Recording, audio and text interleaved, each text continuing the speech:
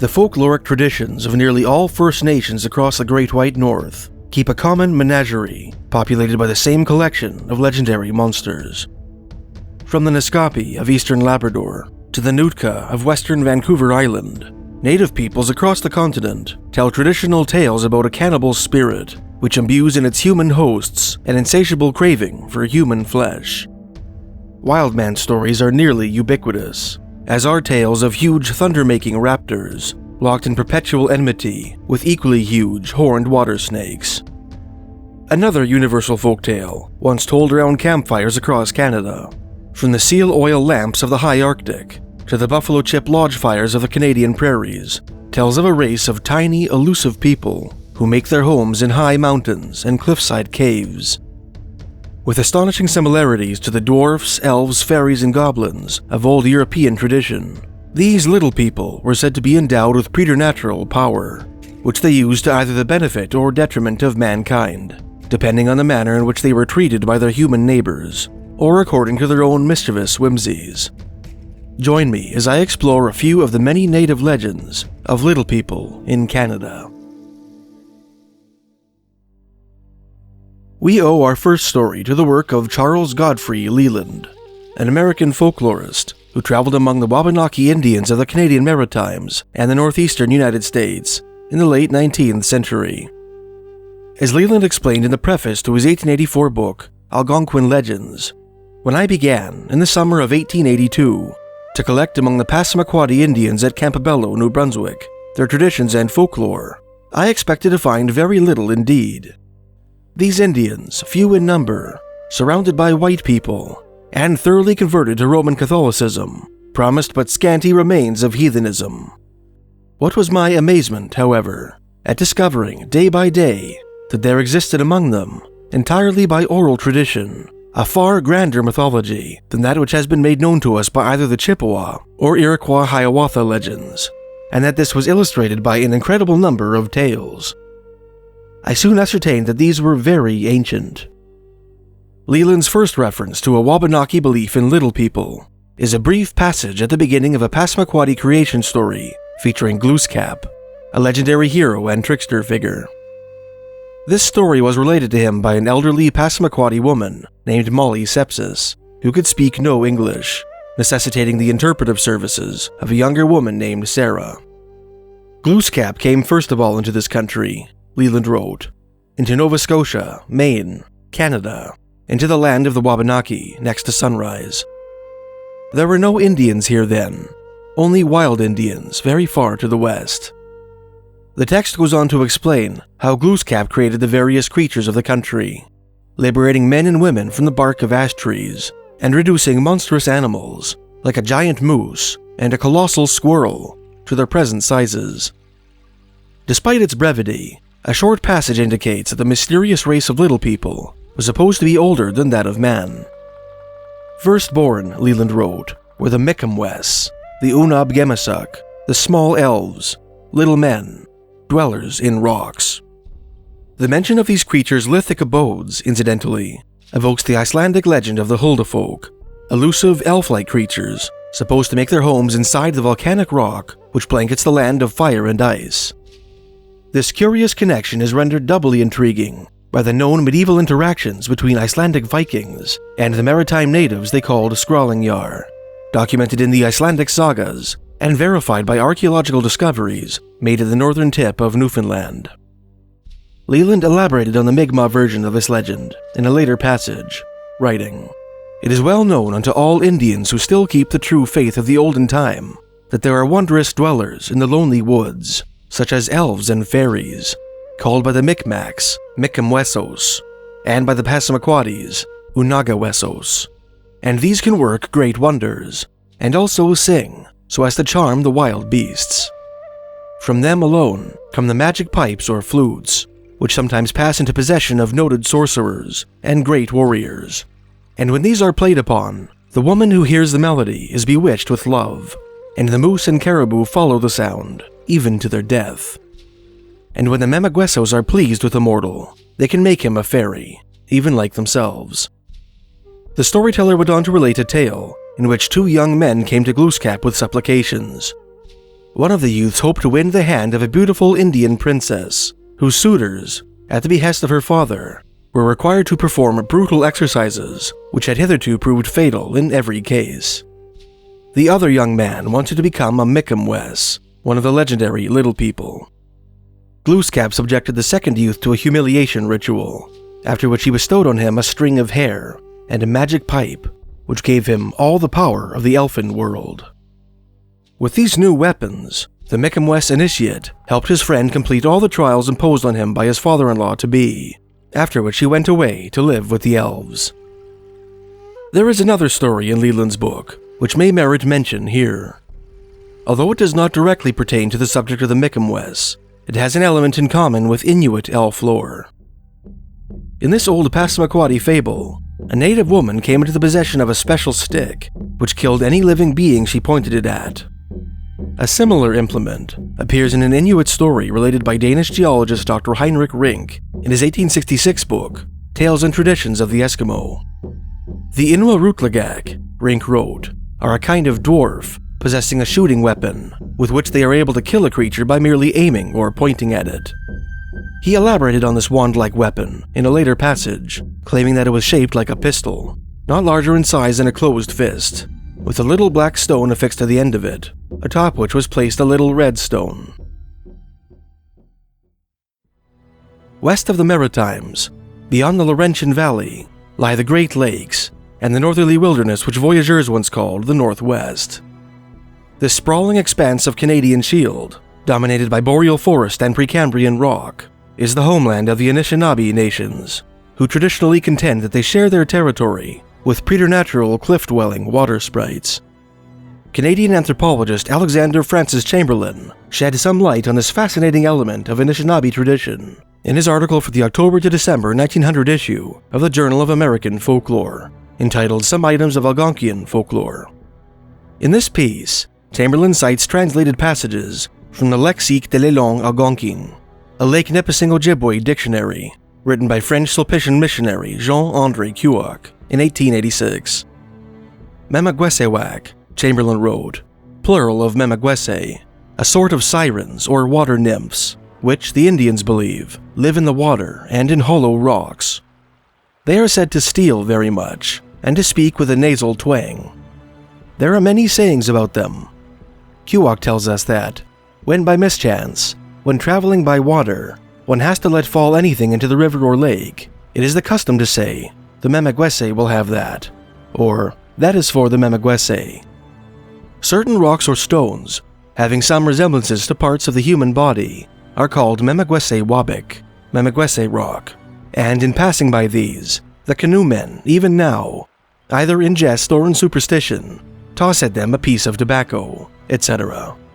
Of these nymphs, the saying goes, "The Memegwece will rob the net."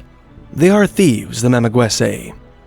The nasal twang of these creatures has furnished an expression of a figurative sort to the language, in Memegwecico, to speak with a nasal twang, literally, to imitate the Memegwece. The practice of offering tobacco to the Memegweciwug is referenced in the 1686 journal of French Captain Pierre de Troyes, Chevalier de Troyes, who led a French commando assault on the forts of the Hudson's Bay Company in the spring of that year. On May 5, 1686, after celebrating Mass, de Troyes and his soldiers proceeded up a portage route near the present town of Deep River, Ontario, about 85 miles east of Lake Nipissing, circumventing the Rapide des Joachim. On the north side of the river, de Troyes wrote, "Following the trail, we saw a high mountain, whose rock is very straight and steep, the middle of which appears black.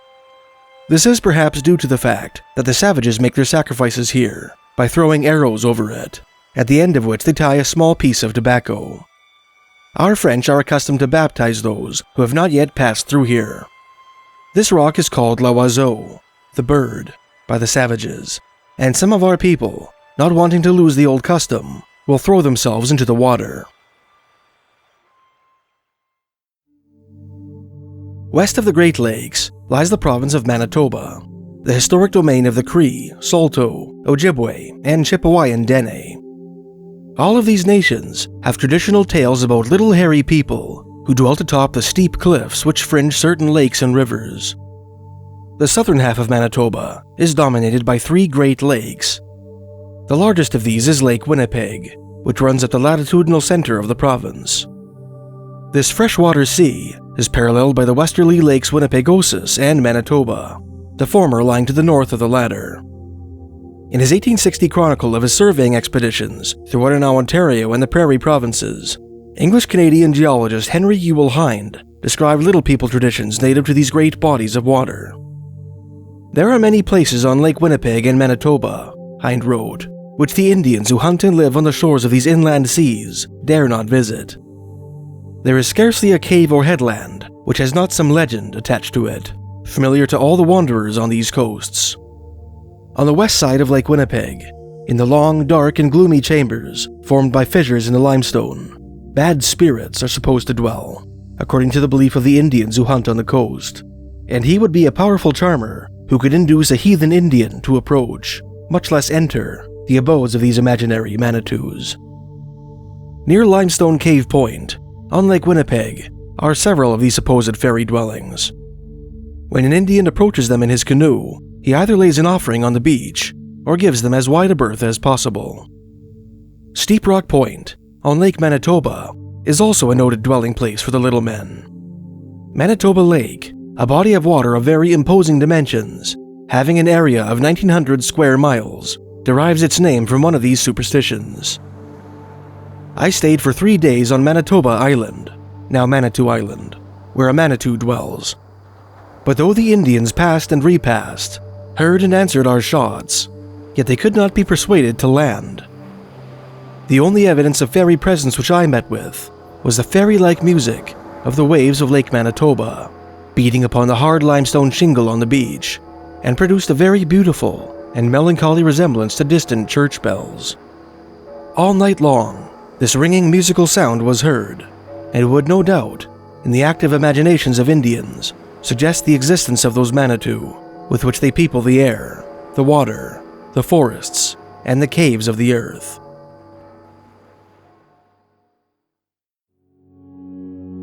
North of Lake Manitoba, between Lake Winnipeg and the Keewatin Barren Lands that fringe Hudson Bay and the Nunavut border, is a vast lake-ridden expanse of muskeg and boreal forest, the historic homeland of the swampy Cree. One subsection of this tribe is the Rock Cree, who inhabit the Churchill River country in the northwestern corner of the province. In his 1989 book, A Kaukiwina and a Kimowina, Traditional Narratives of the Rock Cree Indians, American anthropologist Robert A. Brightman included several Little People stories told to him by Rock Cree elders from the remote settlement of Granville Lake, Manitoba, nestled on the southern shores of the eponymous Granville Lake. The Rock Cree call their mysterious diminutive neighbors Mimikiwisiwak, contending that they once lived in the caves which pockmark the face of High Rock, a cliff which overlooks the southwestern end of Granville Lake. Sometime in the not-so-distant past, the Dwarves are believed to have relocated to nearby Manitou Island, a rocky, dome-shaped piece of land with a thick wood circumscribing its shore. According to environmental scientist Holly Coate in her 2011 master's thesis for Thunder Bay's Lakehead University, there is a local taboo against pointing at Manitou Island, for which offense the Mimikiwisiwak are said to conjure powerful winds. Brightman described the Mimikiwisiwak as a small race of furtive hominid beings associated with water and/or riparian rocky cliffs. The Mimikiwisiwak are said to be the size of a 5-year-old boy, are covered with hair, and lack noses. The latter feature is particularly disgusting to some Crees. Brightman elaborated on the noses of the Mimikiwisiwak in an article for the March 1990 issue of the journal Man, writing that they were described to him as simply holes in the face, which, to this author at least, evokes skull-like nostrils, absent of a nasal ridge. They live in families and eat fish, Brightman continued. Several people reported having seen them in peripheral vision, but the Dwarves vanished before a better view could be had of them. Although the Mimikiwisiwak are said to be shy and harmless, some persons avoid Manitou Island because it is known that Dwarves prefer to be left alone. It is thought that an overnight camper might disappear for a long time. One of the Mimikiwisiwak stories which Brightman recorded is a second-hand account of hunter Michel Dumas' abduction by the Dwarves sometime in the late 19th or early 20th century, related by Dumas' own granddaughter, Elder Sarah Biggity. Reminiscent of American writer Washington Irving's famous 1819 short story, Rip Van Winkle, and English poet John Keats' ballad, La Belle Dame Sans Merci, published that same year. This tale describes Dumas' inadvertent intrusion into the realm of the hidden people, resulting in a long, magic-induced slumber. My grandfather, Michel Dumas, Biggity began, paddled his canoe to a point on Granville Lake in autumn during a moose hunting trip.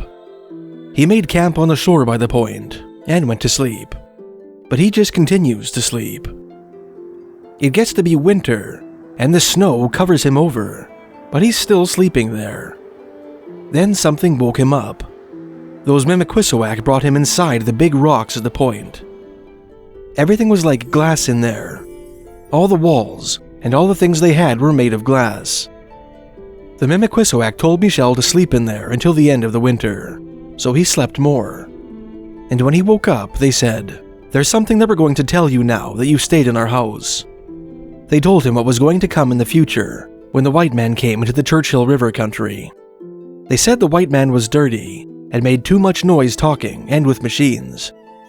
They were going to harm everything, pollute the water and the land. "You won't see us anymore," they said. "We're going to leave here and go to Vancouver Island where the whites won't bother us." Michel knew all that years before the whites came around here. Brightman's Rock Cree informants also told him about another, more dangerous variety of little people, called the Wihcikosisak. These small people were spear-wielding anthropophagites who lived in bands and ate both humans and each other. Despite their cannibalistic nature, the Cree made a distinction between them and the entity they called the Wihciko, the evil man-eating spirit of the north. One of Brightman's informants, an elder named Cornelius Colomb, related a traditional Cree story in which a wily Cree warrior tricked a band of Wihcikosisak into impaling themselves on spike traps constructed on a frozen lake. Although there is a swampy Cree variation of this story, in which the victims of the canny warrior are the hairy hearts, or the hairy breasts, a primitive man-eating people who seem to be analogous with Neanderthals, Colomb was adamant that the Wihcikosisak belonged to another sort of hominid tribe entirely. West of Manitoba is the province of Saskatchewan, whose forested northern half is the historic domain of the Woodland Cree. Like their easterly kin, the Woodland Cree have a strong Little People tradition. According to Brightman, they believe that the Dwarves spoke their own unique language, unintelligible to all but powerful medicine men, and that some of them were conversant in the Cree tongue. They wore animal skins and traveled in stone canoes, which allowed them to pass through the solid faces of waterside cliffs. On one occasion, a band of Woodland Cree explored a supposed former dwelling of the Little People, a cave near South End, Saskatchewan, at the southern end of Reindeer Lake in the northeastern corner of the province. The cave's interior proved to be littered with fish scales and fish bones, with no evidence of any fires having been kindled there, leading the Cree to conclude that the Dwarves ate their fish raw. South of Saskatchewan's boreal forest, and east of the parkland beyond Lake Manitoba, is the largest stretch of prairie in Canada, the traditional homeland of several First Nations, one of them being the Plains Cree. Despite its significant cultural and environmental deviations from its northern and eastern counterparts, the horse-riding, prairie-dwelling faction of the Great Cree Nation has its own Little People legends, which bear remarkable resemblance to their Sylvan cousins. American anthropologist Alanson Buck Skinner included one of these stories in his article on Plains Cree oral tradition for the July to September 1916 issue of the Journal of American Folklore. A Cree once had an experience with the Memegweciwug, or Dwarves, Skinner wrote. His nets were constantly robbed of fish, and he thought it must be done by the Dwarves. One day, he and his companions caught them in a fog. They had a little canoe and paddles, and were stealing fish. They talked through their noses, but the Cree could understand them, and asked them not to take any more fish. The Indians gave them some meat and let them go. The Memegweciwug pointed their canoe right at a cutbank on the river, and paddled into it. Presently they threw back the meat, and were heard to laugh, but they never stole any more fish. Another Plains Cree Little People legend appears in Reverend Edward Ahenaqu's posthumous 1973 book, Voices of the Plains Cree. Ahenaque was an Anglican priest of Cree heritage who collected the stories which comprise this work in 1923, while recovering from an illness on the Thunderchild Reserve near Turtleford, Saskatchewan, not far from Lloydminster and North Battleford. Like most of the stories in his book, this particular tale was related by the elderly Chief Thunderchild, a Plains Cree leader of considerable renown. Similar to the Mimikiwisiwak of the Boreal Forest and the Canadian Shield, who dwelled in waterside cliffs, the little people described by Thunderchild made their abode in the dirt and sandstone cutbanks which often form the bank of prairie rivers. One dwarfish residence unique to Plains Cree legend is the subterra beneath sandhills, mysterious sand dunes which dot southwest Saskatchewan, which seem better suited to the Sahara or Gobi deserts than to the prairies of the Great White North. Incidentally, the Plain Cree's western enemies, the nations of the Blackfoot Confederacy, believed that a large collection of these formations, known as the Great Sand Dunes, were haunted by the ghosts of native warriors who took up residence there after death. It is hard to shake the beliefs or the superstitions that one learned in childhood, Ahenaque wrote, quoting Thunderchild. Let me tell you my grandmother's story about Memegweciwug. She said they were Wihcikosisak, little people, or pygmies. Now my grandmother was not a foolish woman. She was Notaquawikimek, Old Woman's Lodge, the sister of Chief Poundmaker, and she said that she had known people who had seen the little people. It seems that these Memegweciwug live beneath the ground in the sandhills, or on riverbanks. They are very small, no taller than a 2-year-old child. The people who saw them, my grandmother said, were startled. So were the little people, for they are sensitive and very shy. With their arms bent, they tried to hide their faces, strange little faces, with protruding foreheads and sharply tilted chins that enclosed the other features as in a hollow. Thunderchild went on to explain how the Memegweciwug spoke the Cree language and left their tiny footprints in the sand of the dunes beneath which they lived. Every once in a while, people brave enough to venture into their haunted territory found the tiny arrows of the little people and heard the sounds of their flint knapping emanating from the sandy ground. Another Plains Cree dwarf story, told by Elder Coming Day, appears in American anthropologist David Goodman Mandelbaum's 1979 book, The Plains Cree, an ethnographic, historical, and comparative study. The setting of this tale is a small sandhill about a mile south of a body of water known today as Muddy Lake, the latter lying about 7 miles south of the town of Unity, Saskatchewan. One cold day in the late 1800s, the story goes, a Plains Cree hunter named Well-Dressed Man pitched his teepee south of Muddy Lake at a place known as the Little Round Valley. While hunting for buffalo, the Cree spotted a white Great Plains wolf. Recalling a dream he had, in which his spirit helper, or personal daemon, informed him that wearing a white wolfskin would make him impervious to bullets, Well-Dressed Man shot the animal and skinned it on the spot. Tying a thong through the wolf's nose, the hunter proceeded to drag the pelt over the ground so that the snow might wash it clean. As he went by the sandhills, Coming Day told Mandelbaum, he heard something. He saw a little man standing a short distance off. It smiled at him. He saw that. The sandhill was like a house, and the little man was standing at the door. The door opened, and another came out and leaned against the doorpost. He looked so hard at the little men that he didn't look inside. They were dressed like white children, wearing boots and dark clothes, hats with a visor. They had curly hair. Their eyes were hollow, and their mouths came out like snouts. One of the little men approached Well-Dressed Man and asked him to give him the wolf pelt. When the hunter refused, the tiny solicitor offered to wrestle him for it. After challenging the hunter 4 times, Well-Dressed Man consented, laying down his rifle and removing his coat. The pair proceeded to grapple, while the dwarf at the door looked on, laughing at the spectacle. The little man's arms, though short, felt to the Indian like bands of iron. After a ferocious contest, which saw many close calls, Well-Dressed Man tripped the dwarf with his leg and sent him sprawling on his back. After recovering their wind, the contenders had a rematch, the dwarf protesting that tripping was unfair. After another grueling bout, well-dressed man, thoroughly spent, tripped his diminutive opponent a second time, unable to best him the conventional way. Despite his questionable style, the dwarf acknowledged the hunter's victory and handed him an arrow-shaped stone called a pekpekaha, which he withdrew from his pocket, telling him that it could be used to cure sick friends and family members, and would make him invincible in battle. Without further ado, the dwarf put on his cap and withdrew into his home, and the sandy entrance closed behind him. West of the Canadian prairies are the majestic Rocky Mountains, which run along the border of Alberta and British Columbia.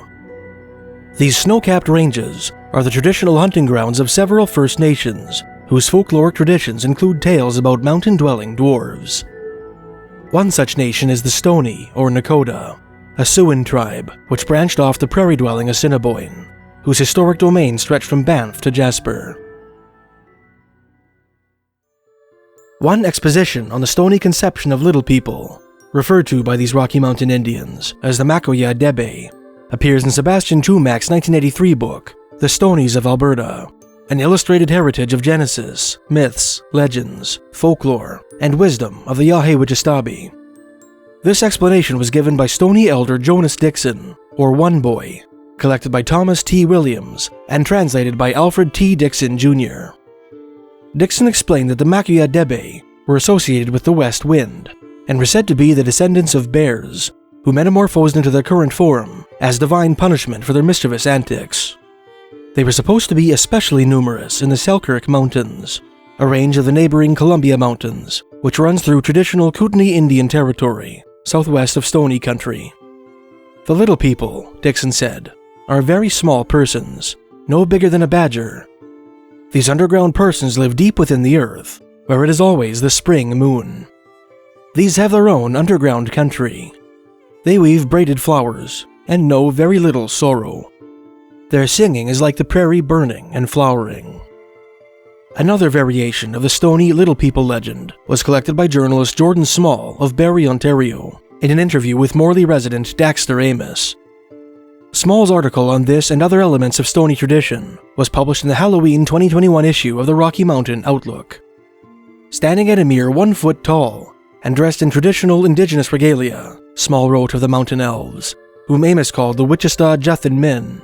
The little people are the mighty protectors of the land, long before the first indigenous peoples of the area arrived.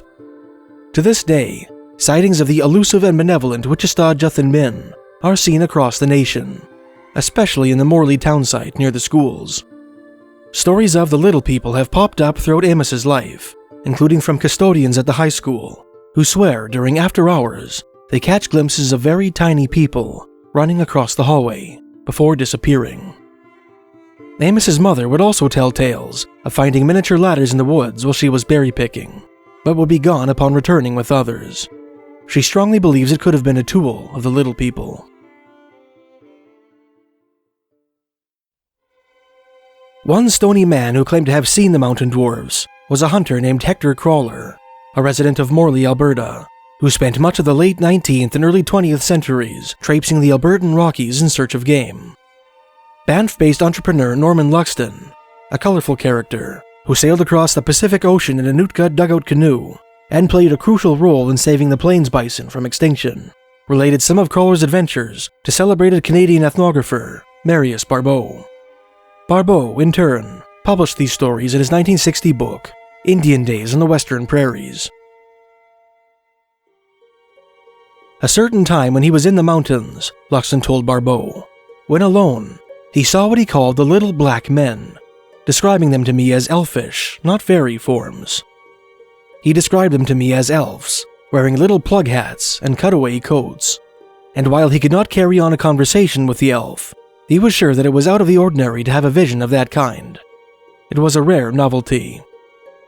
Luxton went on to describe how, following his encounter with the elf, Crawler delved into the mysteries of his tribe, becoming a great medicine man and healer. He spent much of his time in seclusion, hunting alone in the mountains, particularly in the Kootenai Plains, west of Rocky Mountain House, Alberta. Incidentally, an area near which some of the Canadian Rockies' most famous wildman sightings would later take place. Crawler's newfound healing abilities and desire for seclusion in the wake of his extraordinary experience mirrors the fairy lore of Newfoundland, in which individuals who encounter the so-called good people, said to populate the rock's bogs, berry patches, and barrens, often change in profound ways, apparently as a consequence of their exposure to the fairies' powerful magic. West of Stony Territory is British Columbia's interior plateau, whose native interior Salish also have legends involving little people. Celebrated Canadian geologist and surveyor Dr. George Mercer Dawson touched on the Shuswap version of this legend in his 1892 book, Notes on the Shuswap People of British Columbia. Little men called Suinitem, Dawson wrote, are reported to exist in several places. The most noted locality is Bighorn Mountain, perhaps present-day Pincushion Mountain, north of Peachland, situated 20 miles down Okanagan Lake on the west side. They hunt with bows and arrows, and while represented as being only 2 feet high, yet they are able to carry a deer easily. In contrast to this, when a squirrel is killed, they skin it and take only a part, as the whole is too heavy for them. The Indians are very much afraid of them. Scots-Canadian anthropologist James Tate elaborated on the Shuswap conception of the Dwarfs in an ethnological treatise for the 1909 issue of the Memoir of the American Museum of Natural History. The Indians believe in a race of dwarves, which were at one time very numerous in many parts of the country, he wrote, but are said to be seldom seen now. They are about 2 feet tall and gifted with great magic. The women dress their hair in a knot at each ear, like pubescent girls, and the men tie theirs in a knot at the back of the head, in the manner of pubescent lads. They do not harm people, and are as wild as game. Tate later reproduced an old Shuswap story in which a young man became lost while hunting in the wilderness. Despairing that he would never again see his family or friends, the young man began to weep. Suddenly, the hunter found himself face to face with 2 tiny women who had their hair done up like young girls, who inquired into the cause of his lamentations. When the hunter explained that he was lost, the dwarfs laughed and assured him that his village was not far away. The little woman directed his attention to a nearby hill and informed him that he would be able to see his people's camp from its heights. They warned the hunter not to tell any of his fellow band members that they had helped him, or else evil would befall him. The man did as instructed, and arrived home in an impossibly short time. The dwarfs had contracted the distance, Tate explained, so that it was only a short walk, but in reality, the man had been a long distance from home. For a long time he told no one, but one day, describing his adventures at the time when he was lost, he said, "I never should have reached home had it not been for 2 dwarf women who showed me the way." Shortly after saying this, he died. The dwarfish ability to contract walking distances for human travelers is another element which native Canadian folklore has in common with the Anglo-Celtic fairy lore of Newfoundland. The Shuswap's westerly neighbors, the Anlakapmuk or Thompson Indians, have their own dwarf stories, some of which Tate reproduced in an ethnological treatise for the April 1900 issue of the American Museum of Natural History. The Upper Thompsons, whom Tate refers to, traditionally inhabited British Columbia's Stein River Valley and the Thompson Canyon, while the southerly Lower Thompsons abode in the Fraser Canyon and the northern Cascade Mountains. The Upper Thompsons believe in a race of dwarves, Tate wrote, who inhabit steep cliffs and forests. They are just like men, but their skins are pale and their bodies very gaunt. They are only about 2 feet tall. They wander around the mountains, sometimes shouting, groaning, or weeping. Their eyes are sunk very deep in their heads. They run away from hunters and go into inaccessible places. They all wear clothes similar to those formerly worn by the Indians, but have never been seen with bows and arrows. They inhabit low, dense forests, or live in dense woods in the mountains. It is said that they never kill, steal, or chase people. They are rather fond of joking and playing tricks on people. Tate went on to explain how some Thompson believed that dwarves are the spirits of cedar trees. Perhaps on account of this arboreal heritage, some dwarf men were paradoxically said to grow taller than the tallest Indian, a peculiar attribute which they share with the Elves of Inuit tradition.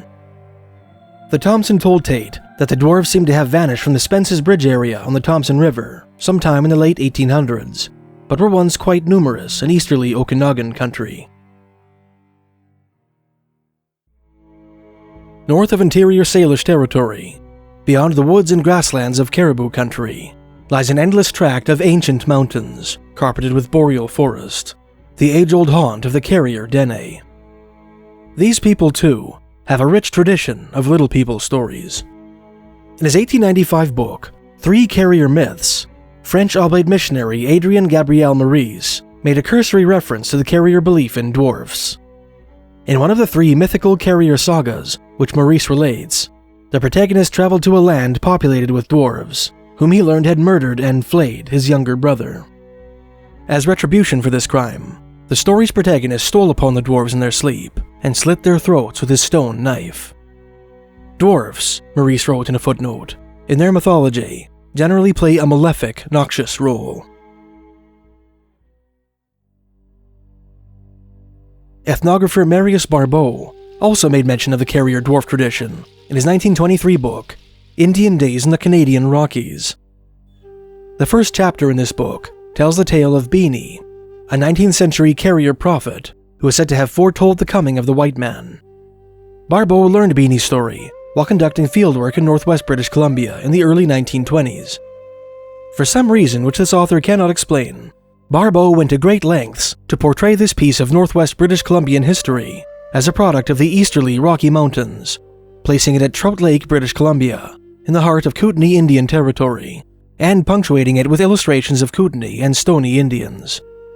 Despite this disturbing and unaccountable duplicity, Barbeau peppered his piece with what appeared to be genuine articles of carrier folklore, one of which is the belief in Kanadzets, or Little People. In Barbeau's story, Beanie's shamanic rival, Gustly, proclaims that his spirit left his body one night while he dreamed, and traveled across the country, eventually alighting upon a village of Little People. The camp of these tiny men and women was pitched high in the mountains, atop a lonely crag far from any human settlement. Although human beings cannot typically perceive spirit travelers as anything more than a tiny globe of light, the Little People were fully aware of Gustly's presence and proceeded to assault him, singing strange songs as they tugged at his hair and robe. Despite that eye contact with the dwarf, according to carrier tradition, was supposed to be fatal, Gustly did not die because, as he put it was his mind that contemplated their faces, not his eyes. One Dene tribe, whose Little People traditions eerily parallel the Huldufolk legends of Iceland and the fairy lore of the British Isles, are the Koyukon, who inhabited the valley of Alaska's Yukon River. In his 1911 article on the superstitions of Atena Indians, published in the 1911 issue of Anthropos, French Jesuit missionary Father Julius Jeté described a goblin of Koyukon mythology called the Tson-Te-Rotana, or People of the Rocks. Like their ostensible European cousins, these elusive, agile wild men had a penchant for thievery and kidnapping.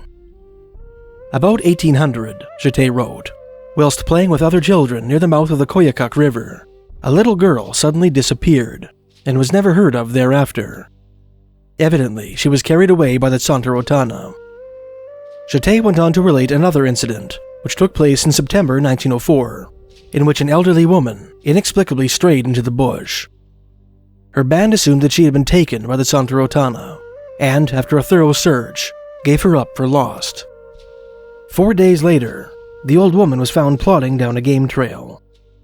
Although Jeté explained the strange scenario by stating that the woman, being prone to epileptic fits, had suffered a seizure and slipped into a 4-day coma, her discombobulation and implicit memory loss in the bush strongly evokes the Little People abduction stories which intersperse the folklore of Northern Europe.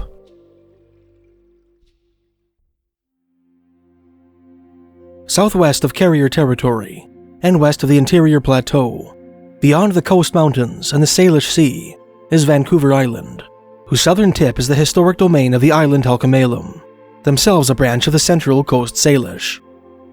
One division of the island Halkomelem is the Cowichan, whose historic stomping grounds were Cowichan Lake and the valley of the Cowichan River. The Cowichan believed that the mountains which dominate the interior of Vancouver Island were inhabited by mysterious elf-like beings whom humans would do well to avoid. In her 1901 book, History and Folklore of the Cowichan Indians, Victoria-based storyteller and artist Martha Douglas Harris called these elusive beings Stetalt. The Stetalt, Harris wrote, are a strange people who can make themselves invisible. They are almost like spirits and only appear at night. Their signs are scarcely known, but their whistling is heard all over the forest. They are supposed to live in caves. When the Indians hear these whistlings, they take their guns and shoot at where the sounds came from. The Stetalt are supposed to steal children, and the Indians are very much afraid of them. Harris proceeded to tell the story of a Cowichan chief named Stelawalt, who was accosted by a Stetalt one evening while strolling along the Cowichan River. As punishment for shooting at his people while they whistled in the night, the elf bewitched the chief and proceeded to torture him. First, he commanded him to divest himself of his articles of office, with which injunction the chief was compelled to comply. Next, he riddled the old warrior with arrows. Then he forced the wounded chief to dance, laughing as a thrall of his sorcery cavorted on the riverbank like a gory porcupine. Finally, after permitting his prisoner to apologize for his transgression and promised to forbid his warriors from shooting at whistles in the night, the elf released the chief from his spell.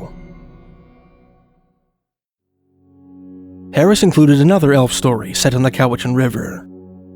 Two Indians who had gone down to see if their salmon net was full, she wrote, began to pull it into their canoe. No fish came, but at the bottom of the net lay a beautiful wild woman, dressed in fine furs, and over her face she held a large piece of white moss. They were so alarmed at seeing her that they almost dropped the net. She made signs not to be afraid. Then they took her out, and, in spite of being in the water, her clothes were not wet. The fishermen took the wild woman, whom they assumed must be a Stetalt, to their village, where their curious kinsmen crowded around her, offering her fish and meat to eat. Through signs, the elf woman indicated that she would like to stay in the village, and her request was readily granted. As long as the woman resided with the Indians, fish and game were plentiful, and the grateful villagers, attributing their good fortune to their guest's presence, always left gifts of salmon and venison at the door of her lodge. One day, after thanking her hosts for their kindness, the wild woman slipped away into the woods, never to return. Harris included a third elf story, set in the village of Snoqualmouth, just east of Seattle, Washington. In this story, an elderly man captured a Stetalt in the act of stealing his fish. At that time, the rest of the band was congregated in a longhouse to celebrate a successful fish-catching enterprise. The old man brought the wild man to the chief to see what ought to be done with him. The chief turned to the prisoner and asked him if he had any special skills. In response, the Stetalt raised his hand and put a spell on the chief, rendering him speechless and immobile. He then bewitched the rest of the village and stole what fish he wanted before slinking away into the woods. The Cowichan's neighbors, the Nootka, who held sway over Vancouver Island's northwestern shores, have their own legends about a race of little men who lived in the mountains of the interior. American anthropologist Philip Drucker touched on these tales in his 1951 book, The Northern and Central Nootkan Tribes, writing, "There were also dwarves who had houses inside of mountains, where they enticed the unwary to dance with them around and around a great wooden drum. Sooner or later, he stumbled against the drum and became afflicted with a peculiar disease called earthquake foot. Every time he took a step, the ground shook. No one with this malady lived long." There are many more Little People stories endemic to Canada, some of which I hope to explore in future pieces. If you'd like to hear traditional Little People tales from northern Canada, told by the Dene and the Inuit, please check out my videos, Elves from the North Pole, More Than a Fairy Tale, or Little People of the High Arctic. If you're interested in old world tales of the small folk which took root in the Great White North, please check out my video, Elves, Dwarves, Fairies, and Goblins in Canadian Settler Folklore. You can find these videos by clicking the end screen cards, or the links in the description.